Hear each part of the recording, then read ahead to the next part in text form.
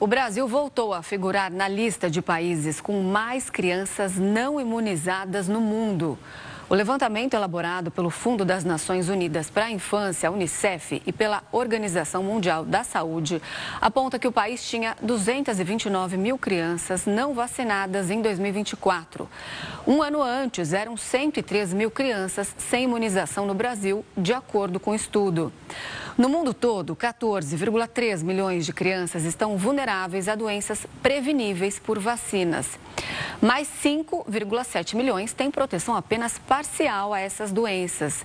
Além disso, em 2024, nenhuma das 17 vacinas consideradas no estudo alcançou uma cobertura de ao menos 90% do público-alvo. Para o levantamento, foi considerada a vacina DTP-1, que protege contra a difteria, tétano e coqueluche. O imunizante é considerado um marcador de acesso aos serviços de imunização de rotina e serve para identificar crianças que não receberam nenhuma vacina. Sobre esses dados preocupantes, a gente conversa agora com Isabelle Balalé, diretora da Sociedade Brasileira de Imunizações.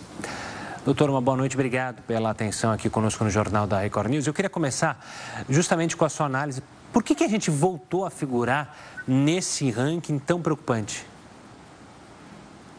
Boa noite, Renata. Boa noite, Gustavo.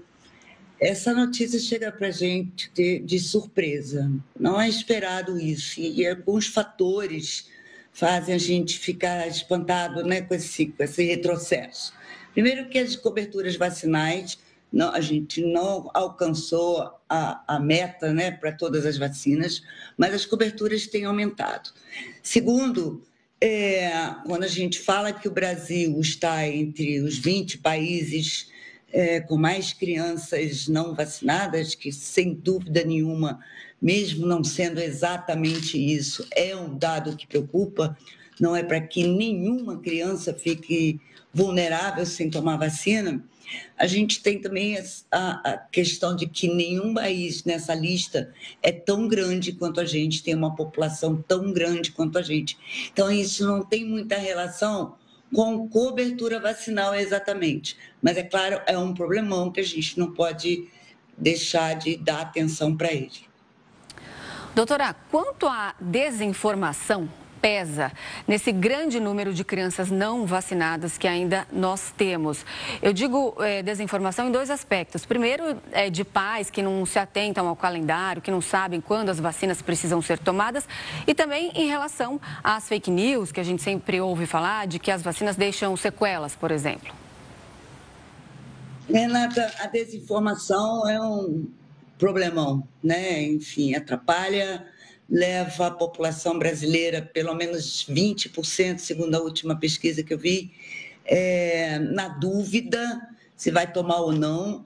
É fato que o que faz o brasileiro não ir se vacinar, pelo menos a maioria desses 20% que ficam na dúvida, eles deixam de vacinar porque ouviram a desinformação e não temem a doença. Então, essa balança no dia a dia das famílias acaba atrasando a vacinação.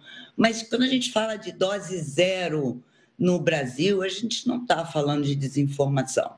As crianças que, porventura, se é esse número apresentado, né, pela OMS, Unicef, OPAS, ou qualquer número, são, na grande maioria, crianças vulneráveis, onde o acesso não está sendo adequado, provavelmente. Doutora, de acordo com esses dados e aí uma avaliação sua, a falta de vacinação, justamente essa dose zero, pode representar o risco, ou já representa o risco de retorno de doenças que a gente tinha como vencidas aqui dentro? Isso já está acontecendo? Gustavo, a gente não está mais com essa sensação de vencida há bastante tempo, né? Desde 2013, as coberturas vacinais vêm aumentando. Com a pandemia, isso mudou muito. E essa retomada, ela está acontecendo. O Brasil evoluiu nesse sentido, mas ela é gradativa. E quanto mais demorar para a gente chegar nessas coberturas, nessas taxas, né? Atingir as metas de cobertura, a gente está em risco de retorno da polio, O Brasil é um dos países com maior risco de retorno a pólio, retorno do sarampo, que está ali, né, de novo, batendo as portas do Brasil, e tantas outras doenças infecciosas que só foram eliminadas, não, mas controladas graças a... Aliás, eliminadas e não erradicadas, desculpa, graças à vacinação. Então, independente do número de crianças, se o Brasil está em 20º ou 21º lugar, esse dado tem que ser revisto, e esse problema, independente disso, é muito grande, sim. Fique então o alerta, nós precisamos melhorar esses números. Isabela Balalé, diretora da Sociedade Brasileira de Imunizações, muito obrigada pela sua participação aqui conosco. Uma boa noite, até mais.